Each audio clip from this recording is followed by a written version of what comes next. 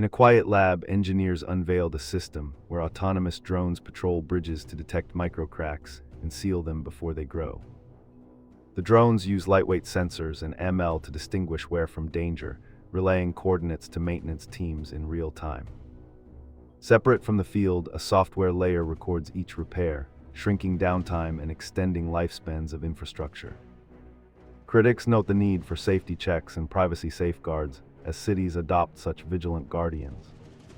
Still, early deployments promise fewer outages, safer cities, and a future where technology actively defends public assets.